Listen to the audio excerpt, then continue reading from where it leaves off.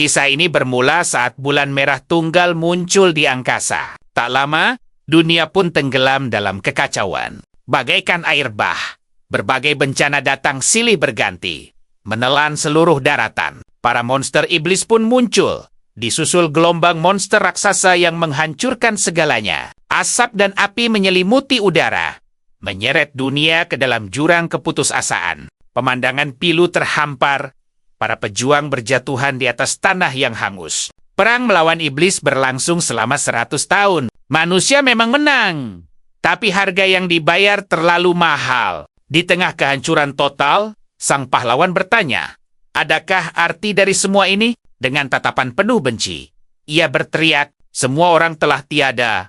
Tak ada yang tersisa untuk mengenang kisah mereka." Ia teringat rekan-rekannya, adiknya, dan semua orang yang ia sayangi. Mereka semua berkorban demi mengalahkan para monster. Baginya, ini bukanlah sebuah kemenangan. Dan di hadapannya berdiri sumber dari segala bencana, sang Raja Iblis, Sirius Patrick. Raja Iblis tampak terkesan melihat sang pahlawan yang sihirnya telah terkuras habis. Dengan senyum licik, Raja Iblis memberi selamat pada Xavier Benedict. Namun ia menegaskan, ini bukanlah akhir. Raja Iblis berkata, kaumnya akan kembali. Xavier pun berteriak menyuruhnya diam, lalu menyerang maju. Dengan sisa tenaganya, ia melesat untuk mengakhiri sang iblis. Namun Raja Iblis hanya tersenyum dan berkata, mereka akan bertemu lagi. Xavier terus menyerang.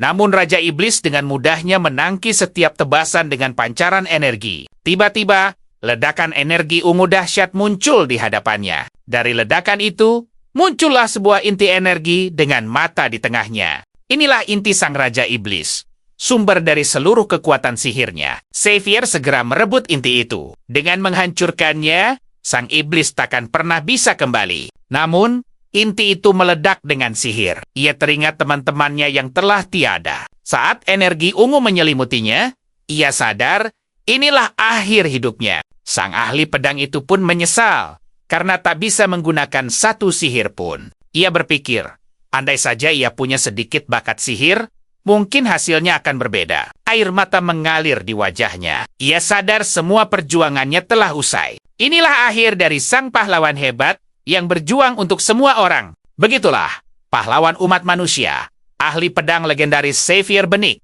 gugur di medan perang. Di saat-saat terakhirnya, penyesalan memenuhi dirinya saat sekuntum bunga merah muncul. Bunga itu bersinar terang. Ia bertanya-tanya, bisakah ia mengubah takdirnya? Cahaya menyilaukan menyelimuti segalanya. Dan ia kembali bertanya, bisakah akhir tragis itu diubah?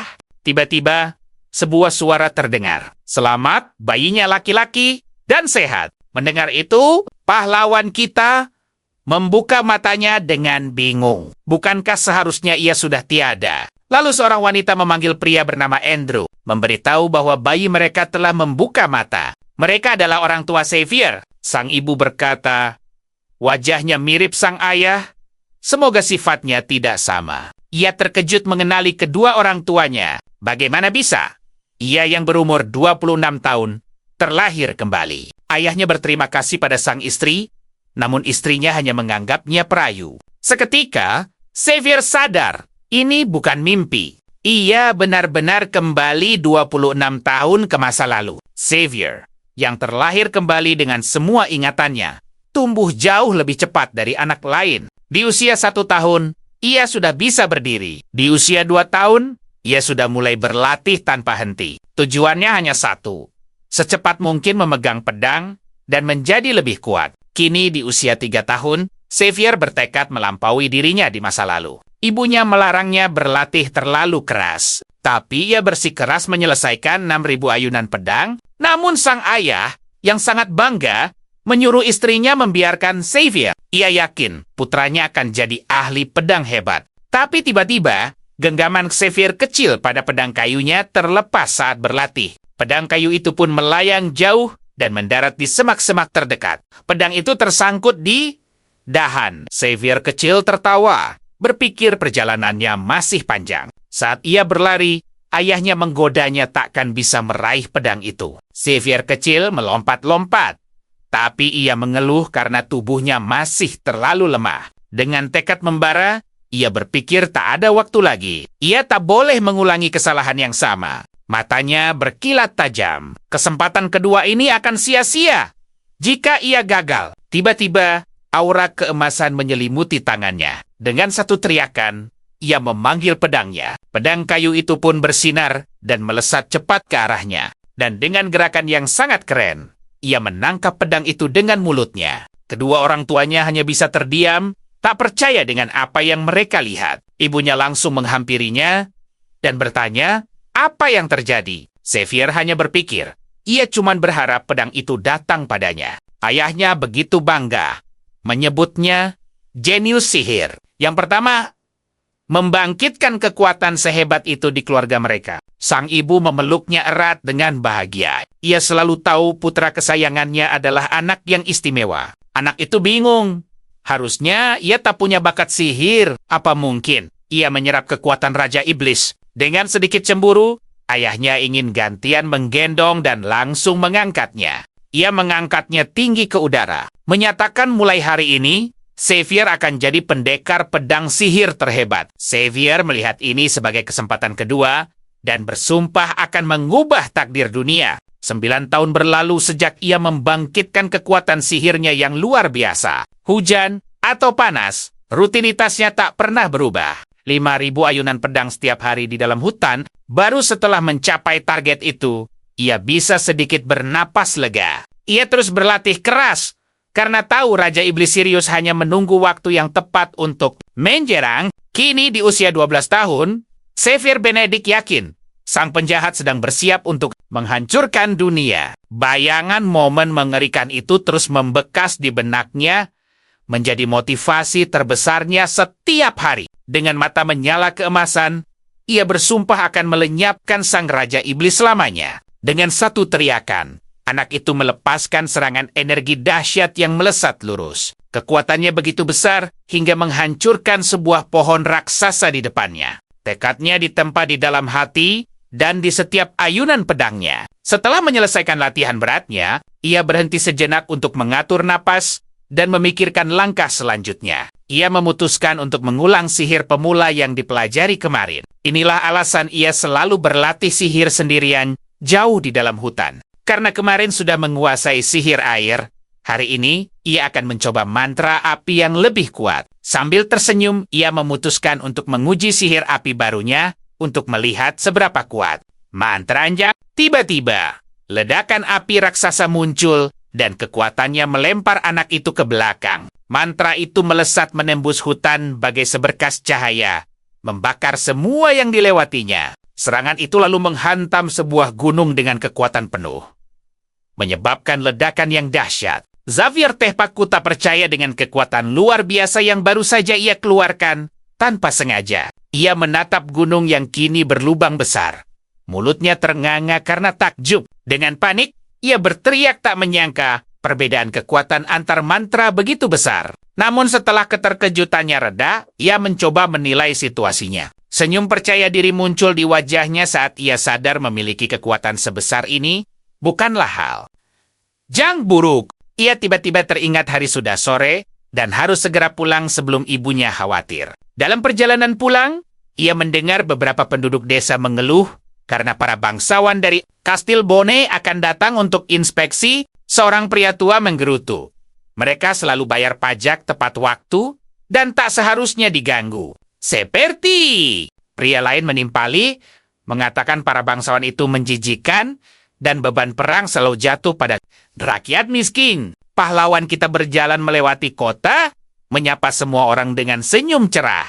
Ia berhenti untuk bicara dengan seorang pembuat roti yang bercanda ingin cucunya serajin Xavier. Xavier teringat Count Jim Close dan kepala pelayannya. Ia mengenali mereka sebagai pengkhianat, pengecut yang kabur dari perang. Ia meregangkan badan dan berpikir, karena bangsawan tak becus seperti merekalah umat manusia hampir kalah. Tiba-tiba, seekor kuda menendang sebuah tong berisi apel, membuat isinya berhamburan ke tanah. Sang penjual panik, memunguti buahnya yang tumpah, sementara satria di atas kuda itu sama sekali tidak peduli. Prajurit itu malah membentak si pedagang untuk menyingkir, bukannya membantu pria malang itu. Tanpa pikir panjang, penjaga itu mencambuk pria yang hanya berusaha memunguti buahnya. Penjual itu jatuh kesakitan saat kuda sang satria menginjak-injak dagangannya. Menyaksikan ketidakadilan ini, Xavier menjadi marah.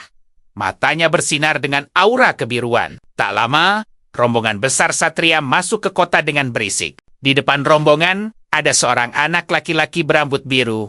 Tampaknya putra dari orang penting. Dia adalah Anne Klaus, putra Count yang berusia 10 tahun, yang datang untuk inspeksi bersama ayahnya. Dengan senyum sombong, anak bangsawan itu mengamati kerumunan, mencari target untuk hiburannya. Pandangannya tertuju pada seorang ibu dan anak perempuannya yang ketakutan di dekatnya. Xavier mengamati dari jauh, bertanya-tanya apa rencana anak manja itu. Ain turun dari kudanya dan berjalan ke kedai wanita itu, lalu mengambil sepotong roti. Anak bangsawan itu menanyakan harganya, tapi si penjual yang ketakutan berkata, ia boleh mengambilnya gratis. Putra Count itu mencibir. Sebagai pelindung kota, ia harus patuh pada aturan. Ia lalu melempar segenggam koin dan meminta kembalian. Penjual itu makin panik melihat jumlah uangnya. Bersikeras ia boleh mengambil roti sebanyak yang ia mau. Bangsawan muda itu kemudian membuat penawaran keji, menyarankan agar anak perempuannya ikut bermain dengannya.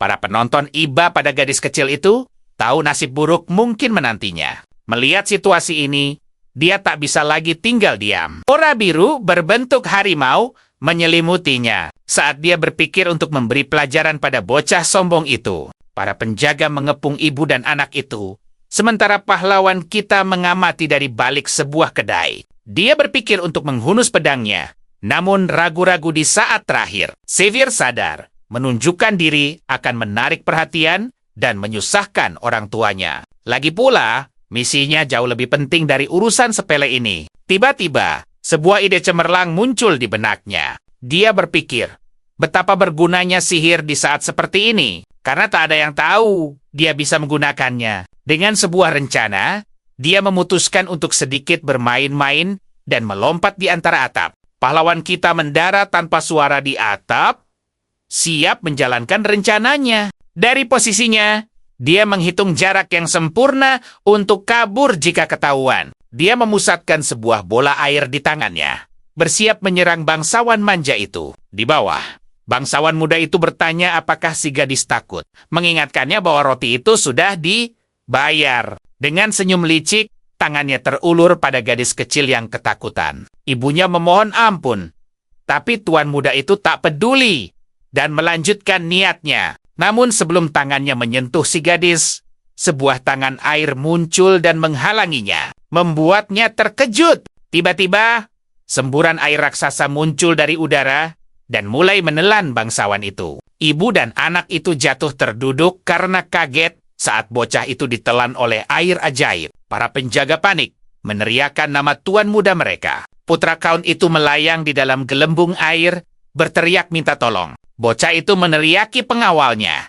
menyebut mereka tak berguna, dan menyuruh mereka cepat bertindak. Gadis kecil yang bingung dengan kejadian ini, melihat sosok berkerudung di atap terdekat. Dari atas sana protagonis kita, dengan ahli, mengendalikan sihir air, memberi pelajaran pada bangsawan itu. Sang pahlawan lalu menghilangkan sihirnya, dan bocah itu jatuh ke tanah.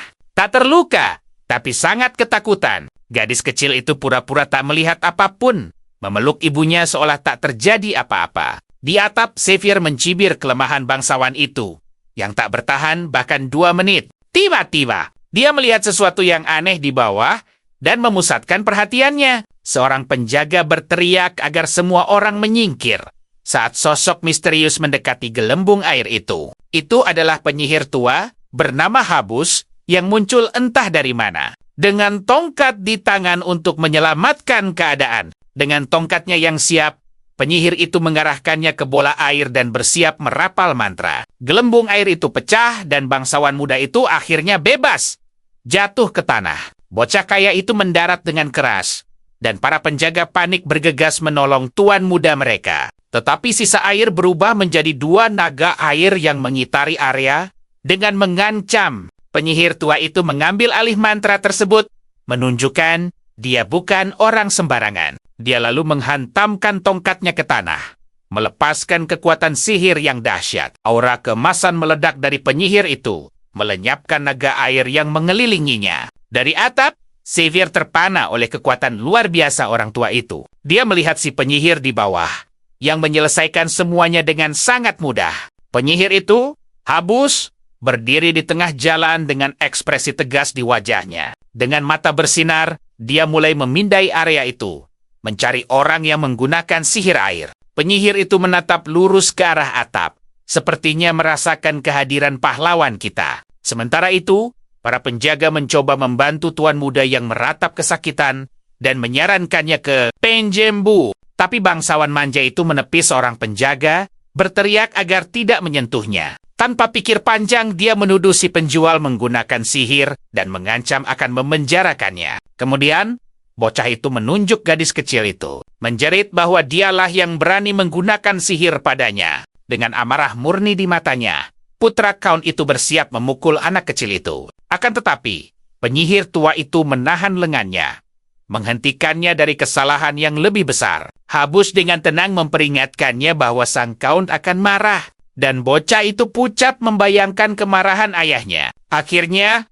bangsawan muda itu mengalah dan berkata dia mengerti. Penyihir itu kemudian memberi isyarat agar dia pergi. Dan bocah itu setuju mengikuti tuannya tanpa sepatah kata pun. Mereka berdua pergi dengan para penjaga mengikuti di belakang. Namun dengan tatapan penuh benci, dia bersumpah bahwa ini belum berakhir dan dia akan balas dendam. Adegan beralih ke keluarga Benedict yang menikmati makan malam damai di rumah sederhana mereka. Protagonis kita makan dengan lahap, menikmati hidangan keluarga. Orang tuanya membahas kedatangan para bangsawan. Dan ibunya menyebutkan serangan pada putra Count. Model, ayahnya terkekeh, mengatakan mereka seharusnya berterima kasih pada pelaku yang membuat bangsawan. Muda, itu Hera. Helena, sang adik, menambahkan kalau pelakunya adalah seorang penyihir air. Sambil melirik curiga, dia bertanya pada Xavier, membuat sang kakak nyaris tersedak makanannya. Xavier buru-buru mengelak, bilang mana berani dia, dan pagi tadi ia habiskan untuk berlatih di hutan. Sang ibu menegur putrinya yang belajar di meja makan dan mengambil bukunya. Ia bersikeras agar Helena makan terlebih dahulu. Setelah itu, barulah ia boleh melanjutkan pelajarannya. Helena tampak sedikit kecewa, tapi setuju, mengakui kalau pelajaran sekolahnya membosankan. Sang ayah mengeluh soal pajak, namun mengakui kalau Count Claus masih salah satu bangsawan yang lebih baik. Ibunya menaruh sepotong daging di piring putrinya, mengingatkannya untuk menghabiskan semuanya. Ayahnya lalu menantang Xavier untuk berlatih tanding, tapi putranya langsung menolak. Sang ayah jadi kesal, menyombongkan diri kalau dulu dia adalah pendekar pedang hebat yang banyak dikari orang. Xavier menjawab kalau sore ini ia akan belajar dan menyarankan ayahnya untuk melatih pikirannya juga. Ayahnya terdiam oleh balasan tajam putranya. Sementara sang ibu hanya tertawa melihat interaksi mereka. Helena kemudian meminta untuk belajar bersama kakaknya dan Xavier menariknya pelan untuk bicara. Sang protagonis mengingatkan kalau Helena harus fokus pada sekolahnya demi menciptakan ramuan khusus untuknya. Wajah Helena langsung berbinar semangat, berjanji akan rajin ke sekolah agar bisa berguna bagi kakaknya. Xavier teringat bakat hebat adiknya dalam pengobatan sihir dan dedikasinya yang luar biasa. Di kehidupan lalu, saat baru 16 tahun, Helena menjadi kepala tabib di Kastil Bonn. Tapi di tahun kedua setelah ia menjadi satria kekaisaran, Helena disergap oleh iblis. Gadis itu padahal hampir menemukan obat untuk wabah mengerikan. Dan kepergiannya memicu pandemi besar. Dengan ingatan pahit itu, sang protagonis bersumpah kali ini ia akan melindungi adiknya dengan segala cara. Sementara itu, di kediaman keluarga Klaus, suasananya jauh dari kata menyenangkan. Anak laki-laki itu menerima tamparan keras di wajah dari ayahnya, yang jelas sangat murka dengan kelakuan manja putranya. Ain menangis, bertanya, kenapa ayahnya tiba-tiba memukulnya tanpa peringatan. Count Klaus mengungkapkan kalau Ain sangat tidak sopan pada penyihir itu. Sebuah tindakan yang tak bisa diterima. Si bangsawan manja itu marah besar. Berteriak ayahnya memukulnya hanya karena seorang pengawal. Amarah sang Count memuncak. Dan dia menyebut putranya sendiri Aiba, bagi nama keluarga mereka. Dia lalu bertanya, apa putranya itu tahu bagaimana cara mempertahankan status sebagai bangsawan sejati? Kekuatan seorang penyihir hebat seperti Habus jauh melampaui gabungan seluruh penjaga keluarga. Penyihir itu adalah dewa pelindung keluarga mereka. Sang Count bisa punya banyak putra, tapi tidak akan pernah ada Habus yang kedua. Sang Count dengan dingin berkata, kalau dia bisa membuat putra lain kapan saja, membuat Ain terdiam membisu. Merasa dipermalukan dan marah, tuan muda itu berlari keluar ruangan sambil terisak. Kepala pelayan hendak mengikuti, tapi sang Count melarangnya, mengatakan putranya butuh waktu untuk merenung. Sambil berlari, bangsawan manja itu menggerutu karena ayahnya lebih membela orang asing. Dia menyalahkan penyihir misterius itu dan bersumpah akan menemukannya untuk membuatnya membayar mahal. Anak itu berteriak agar penyihir misterius itu berhati-hati, karena dia akan membalas dendam apapun yang terjadi. Pindah adegan, terlihat seorang gadis kecil yang tadi diselamatkan sedang berdiri di dekat pohon. Membawa keranjang, dia sepertinya sedang menunggu seseorang dan tersenyum hangat saat melihat orang itu mendekat. Protagonis kita menghampirinya dan memanggil namanya. Sisley. Terlihat sedikit kaget melihatnya. Gadis itu berterima kasih atas bantuannya tadi. Tapi pahlawan kita langsung pura-pura tidak tahu. Dia panik dalam hati. Bertanya-tanya apakah Sisley sekecil ini sudah sepintar itu. Sebagai tanda terima kasih, gadis kecil itu menawarinya sekeranjang buah segar. Xavier menerima hadiah itu.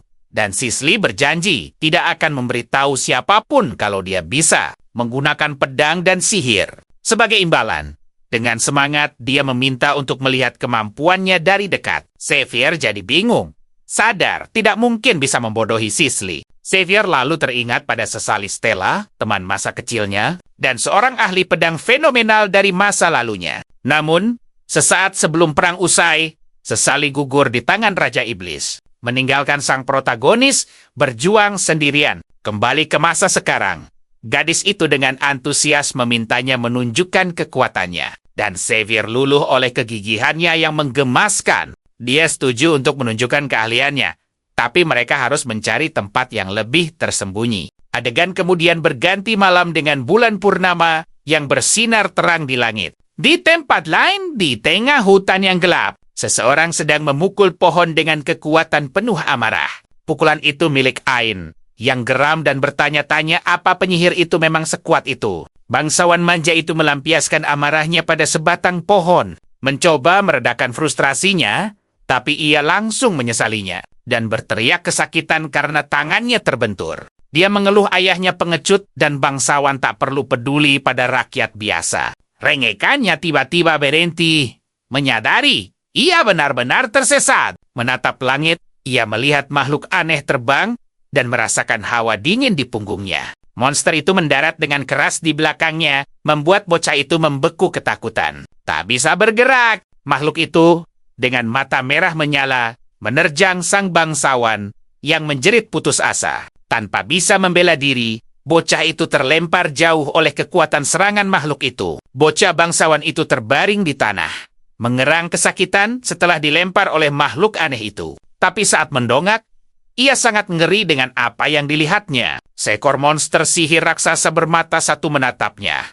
Dan ia tak tahu dari mana datangnya. Dengan geraman haus mangsa, makhluk itu menyeringai dan bersiap untuk serangan berikutnya. Bangsawan manja itu berteriak agar makhluk itu menjauh. Tapi monster itu tak peduli. Ketakutan, ia memejamkan mata erat-erat, menangis tak mau menemui akhir yang mengerikan. Tapi tiba-tiba, sebuah tangan misterius menarik kerahnya, membawanya keluar dari jalur monster. Bocah itu terlempar tepat waktu, nyaris lolos dari serangan makhluk itu. Dengan bingung, ia menoleh untuk melihat siapa yang baru saja menyelamatkannya dari bahaya. Dia kemudian sadar, sang protagonislah yang maju untuk melindunginya dari monster itu. Bersembunyi di balik pohon, si bangsawan bertanya-tanya, apa bocah itu baru saja menyelamatkannya. Dengan tekad kuat, sang penyelamat menyatakan monster sihir itu takkan pergi dari sini hidup-hidup. Ia merasa aneh, karena area ini hanya 20 menit dari kota,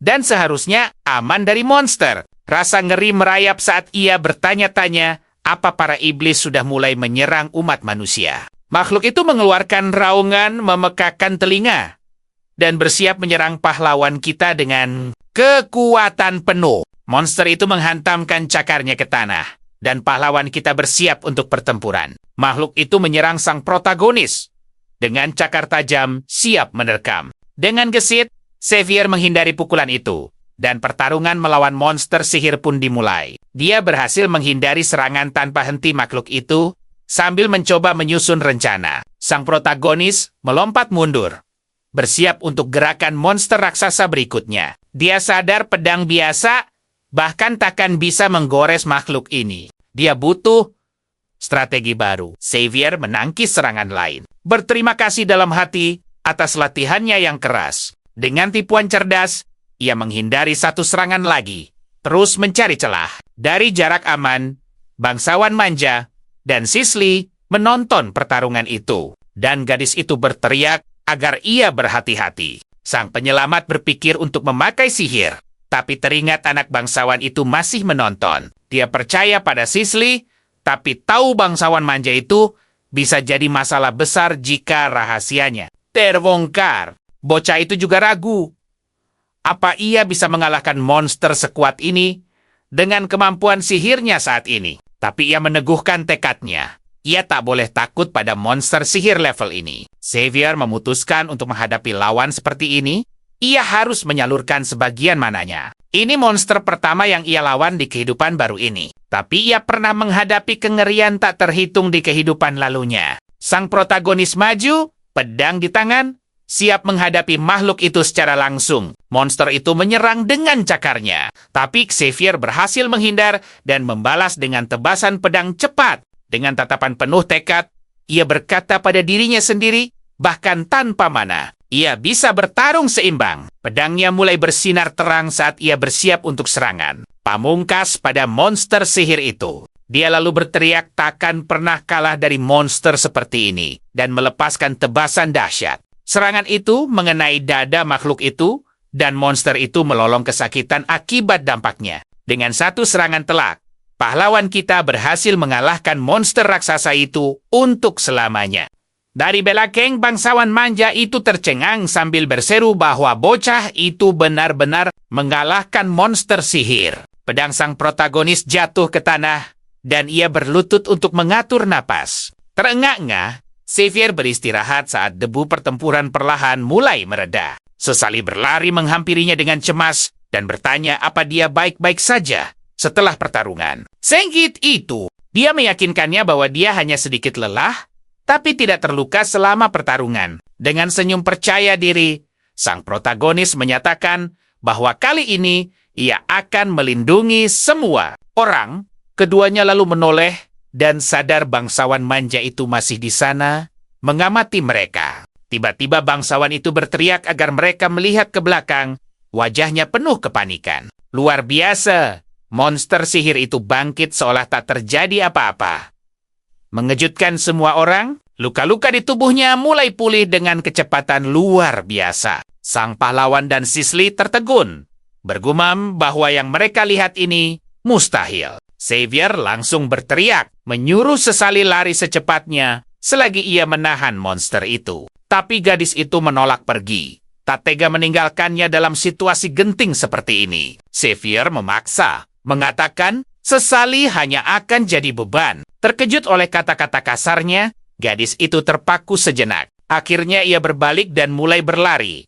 Sementara bangsawan manja itu hanya melihatnya kabur. Bangsawan muda itu menarik lengannya, mengajaknya mencari bantuan. Ia bilang, mereka hanya akan menghalangi dan harus segera memanggil pasukan. Gadis itu mengangguk setuju. Keduanya pun langsung berlari kencang untuk mencari bantuan. Sementara itu, pahlawan kita kini sendirian menghadapi monster yang terasa jauh lebih kuat. Makhluk itu menerjangnya dengan sekuat tenaga. Pertarungan kembali dimulai dengan lebih sengit. Monster itu mengaum, mengejeknya yang nekat sendirian. Tapi pahlawan kita tak gentar. Ia menyiapkan pedangnya untuk menahan serangan. Monster itu menyeruduk. Pahlawan kita bersiap menerima benturan. Makhluk itu menghantamnya dengan keras hingga membuatnya terpental jauh. Xavier bertekad dalam hati, berapa kali pun monster itu bangkit lagi, ia akan terus melawannya. Ia pun menyusun rencana memancing monster itu lebih jauh ke dalam hutan untuk menghabisinya.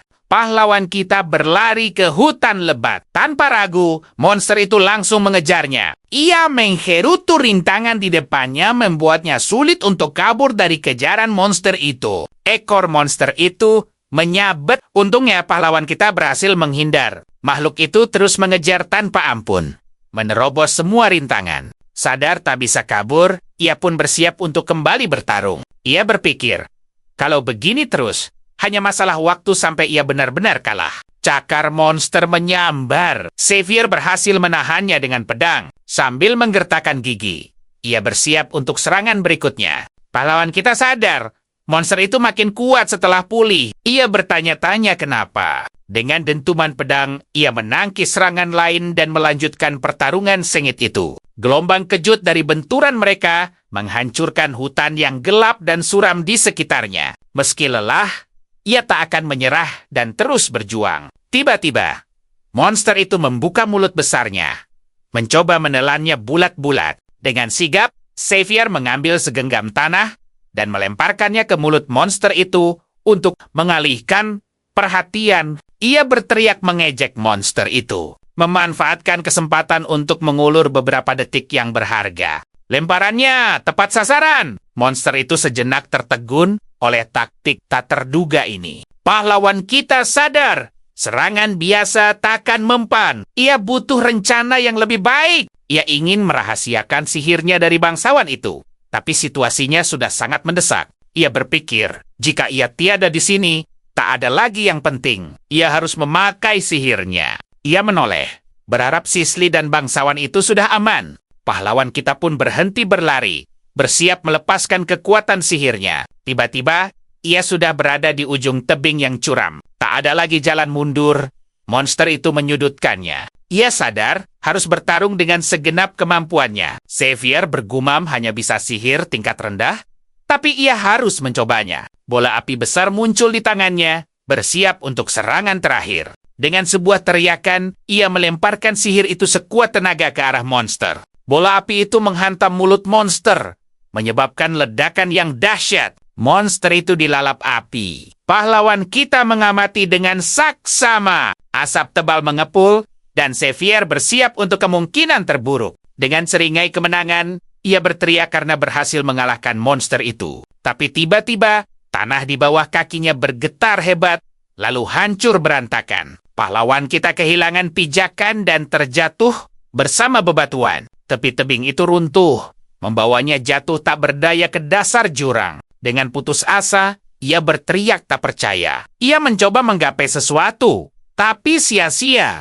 Ia bertanya-tanya, apakah ini akhir dari segalanya setelah semua yang ia lalui? Setelah mendapat kesempatan kedua, rasanya ironis jika ia harus berakhir seperti ini. Ia menolak takdir tragis ini. Ia bertekad tidak akan menyerah begitu saja. Matanya menyala biru terang saat ia memakai jurus terakhirnya. Lingkaran sihir besar muncul, dan cahaya cemerlang menerangi seisi hutan. Kau dari sana, Sesali dan bangsawan itu melihat cahaya itu dan tertagun oleh fenomena tersebut. Putra bangsawan itu berteriak ketakutan, tak mengerti asal cahaya misterius di tengah malam itu. Sesali meneriakkan nama sang pahlawan. Hatinya begitu khawatir, ia berdoa agar pemuda itu selamat. Sambil menatap cahaya dahsyat itu, matanya memancarkan secercah harapan. Saat terhatu, sang pahlawan melihat kilas balik masa lalunya sebagai satria penyendiri. Ia teringat pertempuran epik dan rintangan berat dalam perjalanannya. Sang protagonis melihat dirinya dikepung monster, bersiap untuk pertarungan sengit lainnya. Lalu ia melayang di ruang hampa keemasan dengan raut wajah bingung. Pemuda itu tak mengerti apa yang terjadi dan hanya mengamati pemandangan aneh di sekelilingnya. Ia teringat rekan-rekannya yang telah gugur dan kehancuran akibat perang melawan para iblis. Sang pahlawan menghadapi pertarungan terakhirnya melawan Raja Iblis. Benar-benar sendirian tanpa ada yang membantunya. Ia bertanya-tanya, apakah ini kilas balik kehidupannya? Apakah ini benar-benar akhir dari segalanya? Sang protagonis pun pasrah bahwa semuanya telah berakhir dan kesempatan keduanya telah hilang. Selama lebih dari 20 tahun, hidupnya dihabiskan untuk berjuang dan berkorban. Namun dengan tekad baru, ia berseru tidak akan menyerah. Dia akan melindungi semua orang. Kembali ke masa kini, tubuhnya menghantam dasar tebing, mendarat dengan sangat keras di tanah. Sang protagonis terbaring di tanah, penuh luka dan memar. Namun ia masih bernapas dan siap menghadapi apapun. Sang protagonis tersadar, tak percaya ia masih hidup setelah jatuh dari ketinggian itu. Ia berusaha bangkit, sambil mencari tahu di mana sebenarnya ia berada. Pemuda itu merasakan nyeri hebat di tangannya. Ia sadar telah terluka parah akibat terjatuh. Melihat ke bawah, ia panik saat mendapati kakinya dalam kondisi mengerikan. Jeritan kesakitan menggema di seluruh area. Saat pahlawan kita bersiap untuk yang terburuk, ia merobek bajunya dan membuat perban darurat untuk menutupi lukanya. Xavier memeriksa lukanya dan merasa itu tidak terlalu dalam. Sepertinya ia akan bisa segera berjalan lagi. Tiba-tiba, ia mendongak dan melihat sesuatu yang sangat aneh di langit malam. Pemuda itu pun bingung. Ia jatuh dari tebing, tapi kenapa ada langit-langit tepat di atasnya? Ia kembali bertanya-tanya. Di mana dia dan bagaimana bisa ia sampai di tempat aneh ini? Sambil terbaring, ia menatap langit-langit itu, mencoba memahami situasi yang tak masuk akal ini. Perutnya berbunyi keras. Pahlawan kita sadar ia kelaparan. Ia bangkit dan mulai mencari apapun yang bisa dimakan. Sang protagonis melirik bangkai monster yang ia kalahkan. Sebuah ide yang cukup menjijikan muncul di benaknya. Karena rasa lapar yang hebat, ia berpikir untuk memakan daging makhluk itu demi bertahan hidup. Tapi ia segera menepis ide itu. Sambil berteriak daging monster tak layak dimakan manusia. 3 hari berlalu, pahlawan kita masih terperangkap di dasar jurang Sebateng Kara. Kelaparan dan lemah, ia tahu dirinya tak akan bertahan jika tidak segera menemukan makanan. Sambil terbaring lemah, ia kembali menatap bangkai monster itu. Ide nekat itu pun muncul lagi di pikirannya. Ia tahu memakan daging makhluk itu bisa berakibat fatal. Tapi rasa laparnya tak tertahankan. Sang protagonis mengakui, di kehidupan sebelumnya ia tak pernah melakukan ini. Tapi sekarang ia tidak punya pilihan lain. Dengan sisa tenaga, ia menyeret tubuhnya ke arah bangkai monster itu untuk mengambil sepotong dagingnya. Pemuda itu mengulurkan tangan, siap melakukan apapun untuk bertahan. Ia menyentuh kulit makhluk itu, menguatkan diri. Mungkin ini akan menjadi santapan terakhirnya. Dengan raut jijik, ia bergumam tak pernah menyangka akan diselamatkan oleh monster. Ia merobek sepotong daging dan menelannya paksa dengan ekspresi sangat tersiksa. Ia mengunyah daging mentah itu, matanya memutar ke atas seolah akan pingsan. Tiba-tiba, energi aneh mulai mengalir dahsyat ke seluruh tubuhnya. Sang protagonis menjerit kesakitan saat tubuhnya mulai mengalami perubahan aneh yang menyiksa. Giginya mulai memanjang dan menajam seperti taring binatang buas. Dengan tekad kuat, ia berjanji pada dirinya sendiri akan melakukan apapun untuk bertahan di sini. Ia menolak untuk berakhir di tempat ini dan bersumpah akan terus hidup. Apapun risikonya, sang protagonis terkesiap menahan sakit. Tapi ia terus melawan perubahan itu sekuat tenaga. Beberapa saat kemudian, rasa sakitnya mereda dan ia pun ambruk ke tanah. Lelah, tapi lega karena berhasil melewati masa kritis. Ia bangkit kembali, menggunakan dahan sebagai tongkat untuk berjalan dan mencari jalan keluar. Pemuda itu bertanya-tanya, sudah berapa hari ia terjebak di sini? Ia memperkirakan sudah sekitar 3 hari, dan memulai tugas berat untuk memanjat keluar dari lubang itu. Bertumpu pada dahan, ia melanjutkan pendakiannya yang penuh tekad menuju kebebasan. Ia heran, mengapa ayahnya dan yang lain belum juga menemukannya. Sang protagonis sadar, ia hanya bisa mengandalkan dirinya sendiri, dan terus maju dalam perjalanannya. Dengan ekspresi mantap, ia terus melangkah, menghadapi kegelapan, dan hal yang tak diketahui. Tiba-tiba, suara misterius bertanya tentang kakinya, apakah sudah tidak sakit. Pemuda itu terkejut dan berhenti melangkah. Mencoba mencari sumber suara itu. Ia berteriak, "Siapa di sana?" Sambil bersiap jika harus menghadapi seseorang. Suara itu memperingatkan, jika lukanya tak segera diobati, nyawanya akan berakhir di sini. Dia berteriak meminta suara itu muncul. Tapi suara itu hanya memintanya mendekat untuk disembuhkan. Suara itu mengaku sebagai satu-satunya penunjuk jalan keluar, lalu sebuah cahaya muncul menuntunnya. Sang protagonis merasakan sihir pekat di sekitarnya dan sadar ia berada di jurang kegelapan. Suara itu mendesaknya untuk bergegas jika ingin hidup. Meski menggerutu, pemuda itu pun mengikuti cahaya misterius itu. Ia pun mulai mengikuti jejak cahaya, menembus hutan gelap yang asing di hadapannya. Dengan napas terengah, pahlawan kita terus berjalan mencari pemilik suara misterius itu. Cahaya terang tiba-tiba menyilaukannya, membuatnya melindungi mata untuk melihat lebih jelas. Ia melihat siluet wanita bercahaya yang memujinya karena memilih jalan yang benar. Sang protagonis Tech Pezona, matanya memantulkan cahaya itu. Sosok wanita itu menampakkan diri sepenuhnya. Ternyata ia adalah patung batu raksasa yang hidup. Patung itu memperkenalkan diri sebagai RD, salah satu dari 3 takdir penjaga pohon dunia. Pemuda itu terkejut menyadari dewa benar-benar ada. Sang dewi lalu merapal sihir penyembuh ke arahnya. Sihir itu menyelimuti kakinya, dan lukanya langsung tertutup dengan cara yang ajaib. Sang protagonis terpana melihat kakinya pulih sempurna berkat sihir sang dewi. Sang dewi berubah ke wujud manusia dan mendekatinya. Dengan tatapan mengintimidasi, ia menanyakan namanya. Namun pemuda itu curiga. Sang MC menantangnya, jika dia benar seorang dewi, seharusnya dia sudah tahu namanya. Sang dewi mencibir kesal. Keahliannya adalah bertarung, bukan menghafal nama manusia. Pemuda itu sadar dewa tak semaha kuasa dugaannya. Sang dewi pun melanjutkan pembicaraan. Ia menjelaskan bahwa pohon dunia sedang sakit parah, dan ia bertugas merawat akarnya. Sang dewi mengeluh lebih suka berjemur daripada hidup di bawah tanah seperti ini. Ia lalu bertanya apakah sang protagonis mengerti, dan pemuda itu mengaku pernah mendengar legendanya. Pohon dunia menghubungkan alam dewa, bumi, dan manusia sebagai simbol kehidupan abadi. Puas dengan jawabannya, sang dewi kembali bertanya nama. Kali ini, ia menjawab Xavier Benedict. Sang dewi lalu menawarkan kesepakatan yang mengejutkannya. Sang dewi menawarkan kekuatannya sebagai imbalan untuk menyelidiki penyebab penyakit pohon itu. Sang protagonis tetap waspada, heran kenapa seorang dewi begitu mudah menawarkan kekuatannya. Ia menjelaskan, kemungkinan pendekar pedang sihir sepertinya tersesat ke sini hampir nol. Ia tak bisa melewatkan kesempatan ini.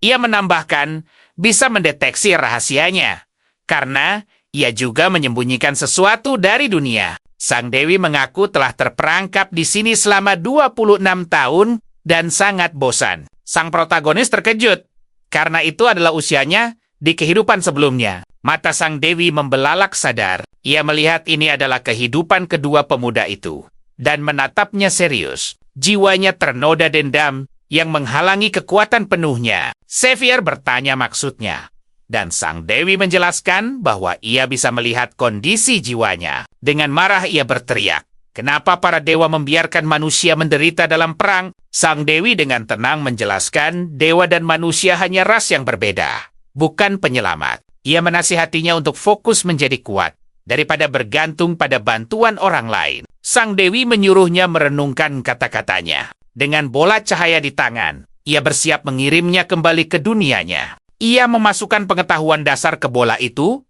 sisanya harus ia pelajari sendiri. Sang protagonis Tech Geo mencerna semua informasi yang baru saja ia terima. Sang dewi memberitahunya bahwa takdir telah membawanya ke sini, dan ia harus menerimanya. Dengan satu sentuhan terakhir, sang dewi mengirimnya pergi. Ia kembali ke dunianya dalam sekejap mata. Sang dewi tak tahu titik pendaratannya, tapi yakin ia bisa pulang. Ia pun mengucapkan selamat tinggal saat pahlawan kita bersiap melewati portal. Sang protagonis menjejakkan kaki di tanah dan berbalik mendengar kata-kata terakhir sang dewi. Ia berharap takdir akan melindunginya dan ia bisa mendengar suara orang tuanya saat sadar.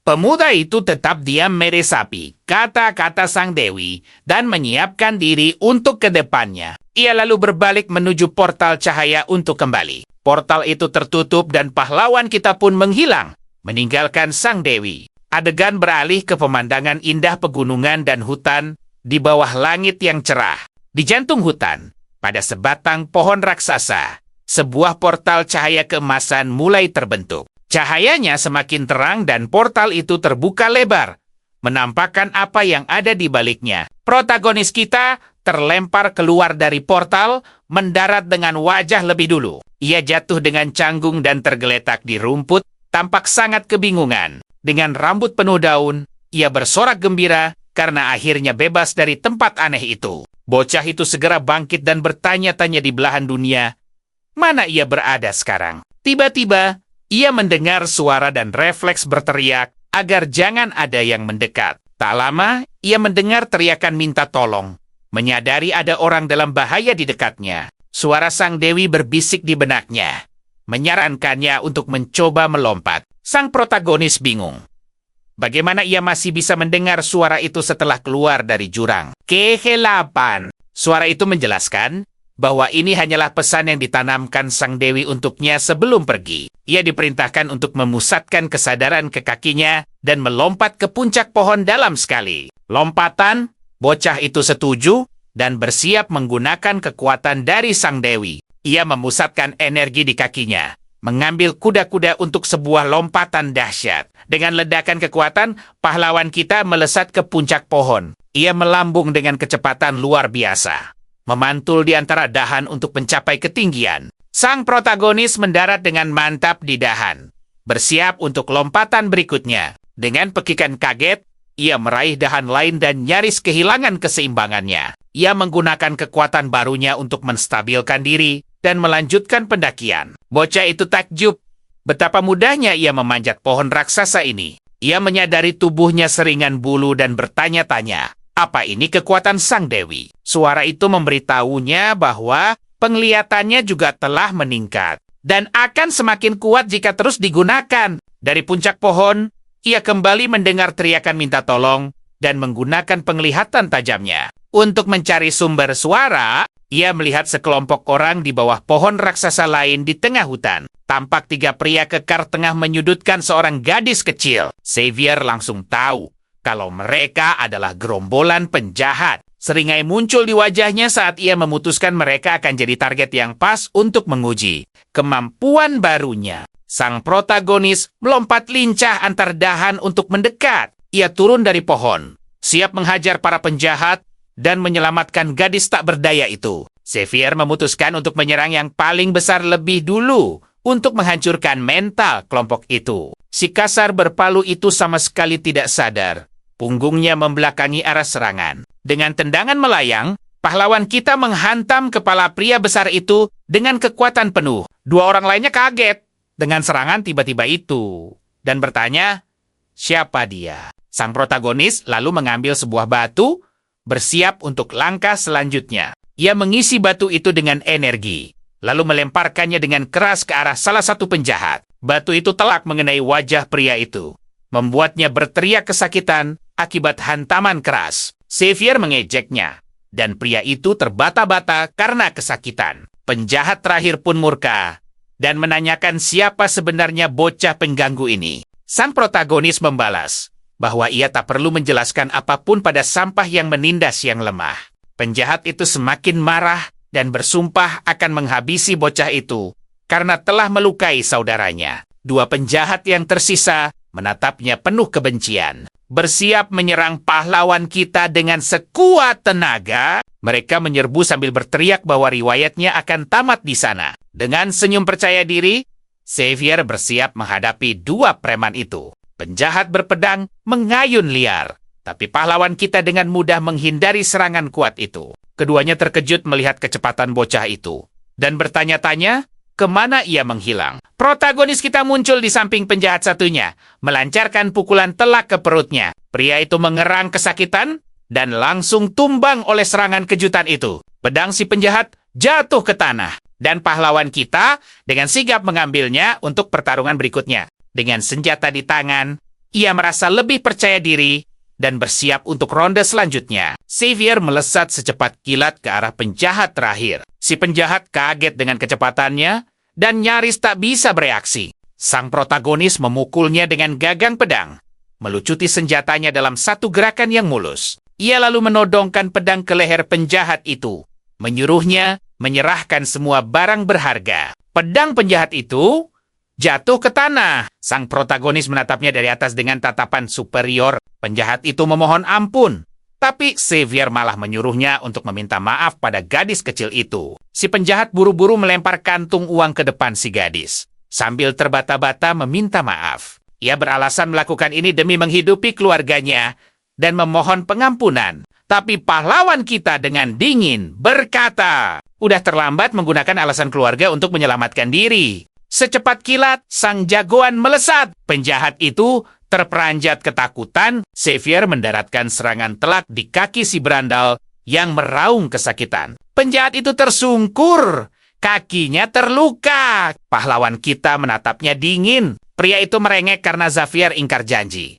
Tapi Xavier menyuruhnya bersyukur masih hidup. Dengan tatapan mengancam, sang jagoan menyuruhnya diam jika tidak ingin lenyap saat itu juga. Si berandal sangat ketakutan dan langsung membekap mulutnya, tak berani bicara lagi. Pahlawan kita lalu mengambil kantung uang yang dijatuhkan penjahat itu dan memeriksa isinya. Dia bergumam, lumayan juga. Sekarang ia punya cukup uang untuk pulang. Tapi ia merasa ini lebih mirip perampokan daripada penyelamatan. Dia lalu berbalik dan melihat gadis kecil itu gemetaran. Sangat ketakutan dengan apa yang terjadi. Xavier mengulurkan tangannya. Gadis kecil itu menatapnya dengan ekspresi kaget bercampur kagum. Sang jagoan menenangkannya.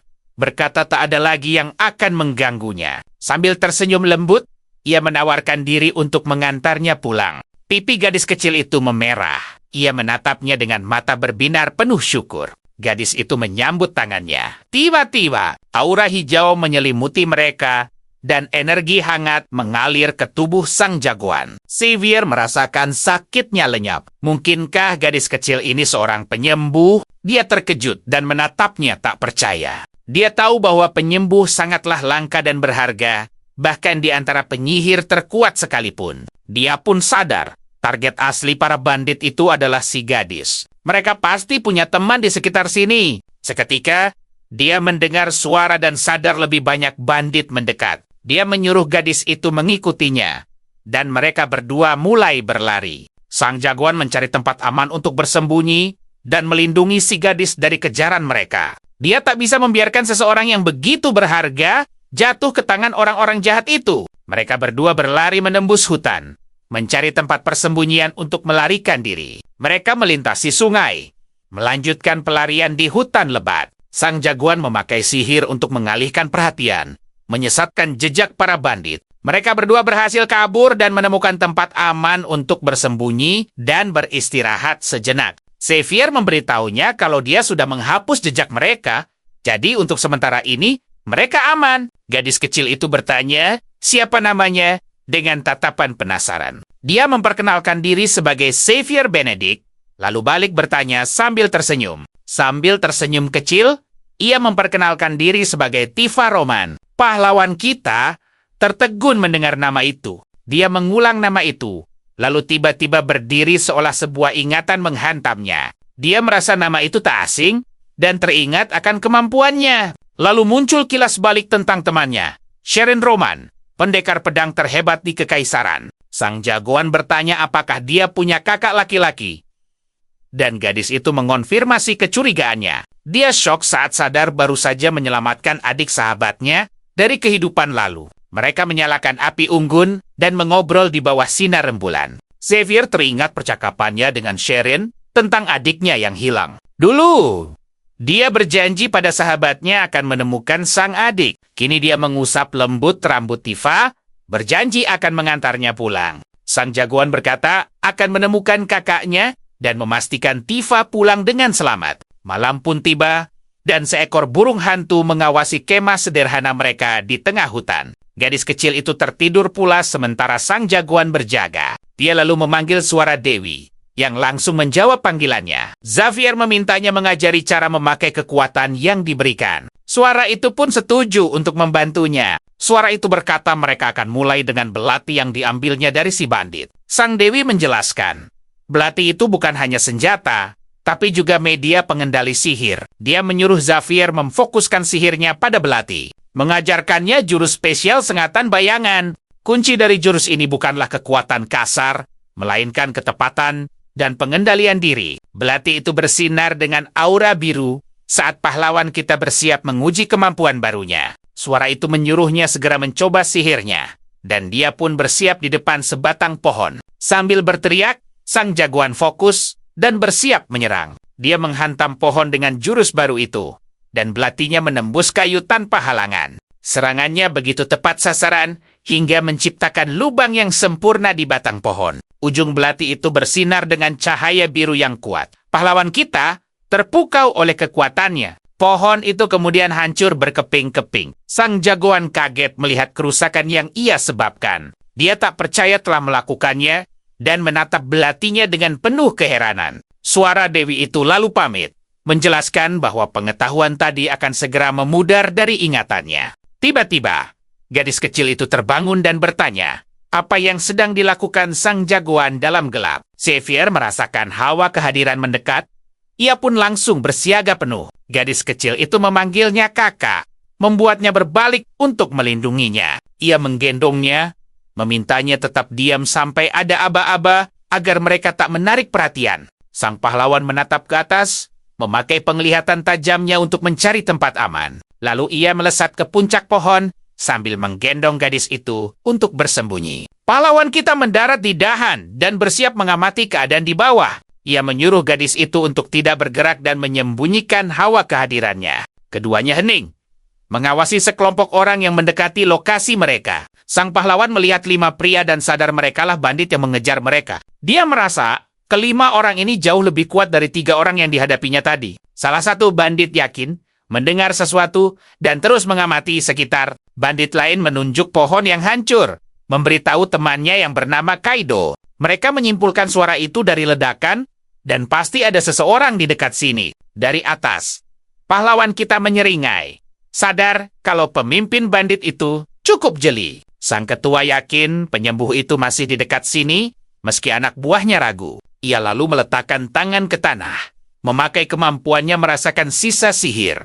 Dia mengumumkan bisa merasakan kehadiran si penyembuh, dan tanahnya masih hangat. Sang pahlawan kagum dengan kemampuan melacak tingkat tinggi milik ketua bandit itu. Ketua itu lalu memerintahkan anak buahnya, Jimmy, untuk melacak para buronan. Dengan senyum licik, Jimmy setuju. Pahlawan kita tahu situasi menjadi gawat. Bandit itu pun memakai mantra pelacak untuk menemukan lokasi mereka. Dia merapal mantra, dan jejak cahaya kuning mulai mengikuti jalan yang mereka lalui. Cahaya itu merayap naik ke pohon tempat sang pahlawan, dan gadis kecil bersembunyi. Xavier sadar mereka dilacak sejak tadi, dan bersiap untuk bertarung. Dia tahu orang-orang ini lebih kuat, tapi dia bertekad untuk melawan. Dia teringat pernah menghadapi monster, dan tak akan kalah oleh preman biasa. Sihir pelacak itu naik ke pohon, dan meledak dalam kilatan emas di puncaknya. Jimmy melihat cahaya itu dan memberitahu teman-temannya kalau dia menemukan mereka. Dengan senyum jahat, dia menunjuk ke puncak pohon dan bersiap menyerang. Pemimpin bandit itu lalu memanggil anak buahnya yang lain, Bob, dan menyuruhnya untuk memeriksa. Dengan kapak di tangan, pria itu setuju dan mendekati pohon untuk menyerang. Pahlawan kita mengamati para bandit yang tak punya strategi dan maju satu persatu. Bob sampai di bawah pohon dan berteriak agar tikus kecil itu segera keluar. Dia lalu mulai menebang pohon dengan kapaknya untuk membuat mereka jatuh. Pria besar itu terus menghantam batang pohon dengan kekuatan penuh. Dedaunan dan ranting berjatuhan di setiap tebasan kuatnya. Sambil terus menyerang, dia berteriak agar pahlawan kita muncul dan terus merobohkan pohon itu. Sambil menyeringai, sang pahlawan berpikir semuanya berjalan sesuai rencananya. Beberapa menit sebelumnya, dia melihat para bandit memakai sihir pelacak. Dengan sebuah rencana, dia menciptakan bola air untuk mengelabui mereka. Dia tahu mantra pelacak sederhana mudah ditipu dengan sumber air palsu. Kegelapan malam juga menjadi pelindung sempurna untuk membuat jebakan. Dia lalu melapisi pohon lain dengan sihir air untuk memancing mereka ke lokasi yang salah. Jebakannya siap, dia bersiap melumpuhkan salah satu dari mereka. Air di pohon itu meledak, dan pahlawan kita bersiap melepaskan sihirnya. Sebuah gelembung air besar terbentuk di atas bandit yang tak sadar apapun. Dengan senyum licik, sang pahlawan memakai jurus yang sama untuk memberi pelajaran pada bangsawan muda itu. Dia pun memutuskan untuk menguji kekuatan asli pria besar ini dengan sihir airnya. Gelembung air itu menjebak si bandit dalam perangkap yang menyesakkan. Pria itu panik dan meronta, tapi sihirnya terlalu kuat. Dia berteriak minta tolong. Tak tahu bagaimana cara lepas dari gelembung air itu. Dari atas pohon, pahlawan kita meremehkan kelemahan bandit itu. Sang pahlawan merasa pria ini sama saja dengan yang sebelumnya. Dia lalu menyerang bandit yang terperangkap itu, mendaratkan serangan telak. Pria besar itu terkena serangan dan langsung tumbang. Takluk oleh gabungan sihir dan serangan fisik. Pemimpin bandit menyadari suara itu berhenti dan mulai curiga dengan keheningan yang tiba-tiba. Dia bertanya-tanya apa yang dilakukan Bob dan kenapa dia berhenti menebang pohon. Salah satu anak buahnya menduga lawan mereka adalah pengguna sihir, dan sang ketua makin khawatir. Jika benar, Bob pasti bukan tandingannya. Sang pemimpin memutuskan untuk memeriksa sendiri, dan yang lain setuju mengikutinya. Kelompok bandit itu bergegas ke pohon untuk melihat apa yang terjadi pada teman mereka. Setibanya di sana, mereka menemukan pohon yang hampir tumbang dan genangan air besar. Tanpa jejak Bob, mereka bertanya-tanya kemana Bob pergi sambil mencari petunjuk. Salah satu bandit bingung dengan pemandangan itu, tidak mengerti apa yang menimpa temannya. Mereka heran dengan adanya air, karena tidak hujan dan tak ada sungai di dekat sana. Bandit bernama Jimmy mendekati genangan air itu untuk memeriksanya lebih dekat. Merasa ada yang aneh, dia pun mencelupkan jarinya ke dalam air. Tiba-tiba, aliran listrik menyengat tubuhnya. Dia menjerit kesakitan karena terkejut. Bandit itu ambruk ke tanah dan kejang-kejang. Sementara teman-temannya meneriakkan namanya dengan panik. Para bandit terkejut melihat kejadian itu dan bersiap siaga. Pemimpinnya berteriak bahwa air itu jebakan dan menyuruh anak buahnya berhati. Tiba-tiba, sebuah batu melesat dengan kecepatan tinggi ke arah kelompok bandit itu. Seseorang berteriak memperingatkan adanya serangan mendadak dari belakang. Para bandit berhasil menghindar dan bersiap untuk gerakan musuh selanjutnya. Sang pemimpin sadar mereka diserang dan bersiap membalas dengan kemampuannya. Dia memusatkan sihir di tangannya, bersiap mengeluarkan mantra api. Dengan ledakan cahaya, dia menghancurkan salah satu batu yang dilemparkan. Ledakan itu menerangi hutan, dan sang pemimpin sadar mereka menghadapi banyak penyerang. Dia menganalisis arah serangan dan sadar mereka menjadi target dari berbagai penjuru. Salah satu anak buahnya menyarankan untuk memeriksa area itu, tapi sang pemimpin langsung menolaknya. Dia tahu jika mereka berpencar, mereka akan masuk ke dalam perangkap musuh tak dikenal itu. Dengan senyum tersembunyi, pahlawan kita berpikir mereka sudah terlambat menyadari rencananya. Pemimpinnya mengumpat, sadar tanpa Jimmy, sihir pelacak tak bisa digunakan. Anak buahnya bertanya harus berbuat apa, dan sang pemimpin menyusun rencana baru. Dengan bola api di tangannya, dia menyatakan solusinya sederhana dan bersiap untuk bertindak. Sambil memegang bola api, dia mengancam akan membakar seluruh hutan jika musuhnya tak muncul. Dia menyebut mereka tikus god dan bersumpah akan menghancurkan segalanya jika mereka tak menunjukkan diri. Tiba-tiba, sebuah suara menyuruhnya menunggu. Pahlawan kita keluar dari balik semak. Dengan senyum ramah, dia mendekati para bandit seolah hanya orang lewat. Anak itu mengaku hanya mencari tanaman herbal dan ingin pulang untuk menghindari masalah. Sang pemimpin menuduhnya telah melumpuhkan Bob. Tapi protagonis kita pura-pura tidak tahu. Pemimpinnya tidak percaya dan berteriak pasti ada komplotan yang bersembunyi. Xavier lalu berkata, dia melihat seseorang dan akan memberitahu jika dilepaskan. Sang pemimpin menyeringai, mengatakan anak itu cerdas dan cocok untuk kelompok mereka. Tapi pahlawan kita menolak dengan alasan orang tuanya menunggu di rumah. Kesabaran pemimpinnya habis. Dia menyerang anak itu dengan ledakan api untuk memaksanya bicara. Protagonis kita dengan mudah menghindari serangan itu dan bersiap membalas. Bola api melesat melewatinya dan mengenai pohon di belakangnya. Sang pemimpin terkejut dengan kecepatan anak itu. Tak percaya bagaimana dia bisa menghindar. Xavier menghilang dalam sekejap mata. Para bandit panik mencarinya ke segala arah. Protagonis kita menargetkan anak buahnya dulu dengan sihir air. Dia menjebak mereka dalam gelembung air, membuat pemimpin bandit itu marah besar. Kedua bandit itu terperangkap, tak bisa bebas dari penjara air pahlawan kita. Pemimpinnya melemparkan bola api ke gelembung itu untuk membebaskan anak buahnya. Sihir api itu tepat mengenai gelembung, tapi anak buahnya terkena ledakan uap panas. Airnya langsung menguap, dan para bandit itu kepanasan akibat kombinasi sihir tersebut. Protagonis kita tahu, penyihir api ceroboh dan memanfaatkan itu. Kedua bandit ambruk tak berdaya, dan pahlawan kita bersiap untuk ronde terakhir. Xavier mengejek pemimpinnya, mengatakan, itulah yang diharapkan dari seorang penyihir api. Bertindak tanpa pikir, pemimpinnya marah karena provokasi itu dan bersumpah akan melenyapkan anak itu. Dia lalu melepaskan badai api dahsyat ke arah pahlawan kita dengan sekuat tenaga. Protagonis kita menggunakan teknik penyerapan yang sama sambil menyiapkan serangan balasan. Xavier menghindari api dan mendekati pemimpin bandit dengan kecepatan luar biasa. Dengan gerakan cepat dia berada dalam jangkauan serang, siap untuk serangan terakhir. Pahlawan kita lalu menarik belatinya dan menyerang pemimpin bandit dengan serangan akurat. Dengan belati di tangan, pahlawan kita bersiap untuk pertarungan akhir melawan pemimpin bandit. Sang ketua terbelalak. Bocah itu ternyata bukan hanya penyihir, tapi juga ahli pedang. Aku benci menyakiti orang, tapi pengecualian untukmu, katanya. Karena kau tahu rahasiaku, kau takkan bisa keluar dari hutan ini. Perampok itu sadar, bocah ini jauh lebih berharga. Dia pun bersiap untuk menangkapnya. Dia melepaskan bola api ke arah Xavier. Tapi,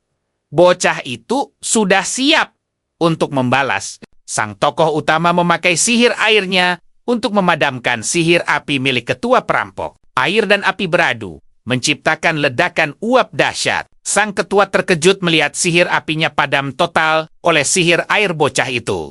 Pahlawan kita melesat maju dengan belatinya, siap menghantam pemimpin perampok itu. Belati itu bersinar dengan aura biru. Sang ketua pun bersiaga menahan serangan yang datang. Keduanya saling berhadapan. Ketegangan terasa di udara saat mereka bersiap untuk bentrokan terakhir. Sang protagonis menyerang dengan belatinya, dan pemimpin itu menangkis dengan sarung tangan apinya. Dampak serangan mereka menciptakan ledakan besar, membuat keduanya terpental. Sang ketua merasakan sensasi panas di tangannya. Dia sadar telah meremehkan kekuatan bocah itu. Dia mengakui keahlian bocah itu setara dengan prajurit veteran sekalipun. Pemimpin itu menyatakan permainan telah berakhir. Dia memusatkan energi api yang dahsyat di tangannya. Dengan sekuat tenaga, dia melepaskan semburan api dahsyat ke arah pahlawan kita. Sang protagonis mengamati serangan itu, bersiap menahan sihir api sang penjahat. Sang ketua berteriak agar bocah itu lenyap. Semburan api yang lebih dahsyat meluncur. Pahlawan kita melompat, menghindar dengan salto yang indah. Dia lalu menggunakan sihir air untuk menciptakan perisai yang melindunginya dari api. Air dan api kembali beradu dalam pertarungan elemen yang hebat. Ledakan uap yang dihasilkan membuat sang pemimpin buta sesaat. Dengan panik, dia mencari bocah itu di tengah asap dan api. Bertanya-tanya kemana perginya. Ketua itu mengira sang protagonis telah lenyap di lalap sihirnya. Dia pun tertawa penuh kemenangan. Tapi pahlawan kita muncul tepat di belakangnya, siap untuk serangan pamungkas. Dengan belati di tangan, dia melancarkan serangan penentu. Serangan itu mendarat telak di dada penjahat itu. Dia berteriak kesakitan akibat hantaman tersebut. Ketua perampok itu ambruk ke tanah. Dia tak percaya dikalahkan oleh seorang bocah. Pemimpin perampok itu jatuh berlutut. Pahlawan kita menatapnya dari atas dengan dingin. Dia lalu menarik belatinya dari dada penjahat itu. Pria itu pun tumbang tak berdaya. Dengan tatapan dingin, sang protagonis berkata, "Inilah akhir yang pantas bagi seorang penculik." Di atas pohon gadis kecil itu berdoa agar pahlawan kita selamat. Xavier lalu memanjat pohon dan menemukannya baik-baik saja. Menunggunya dengan cemas. Dia minta maaf karena lama, menjelaskan bahwa dia telah membereskan para penjahat yang mengejarnya. Gadis kecil itu kagum, mengatakan kalau dia sangat hebat karena bisa mengalahkan semua perampok itu. Sang protagonis merendah, menyebutnya keberuntungan. Dia berkata mereka harus pergi sebelum bantuan lain datang.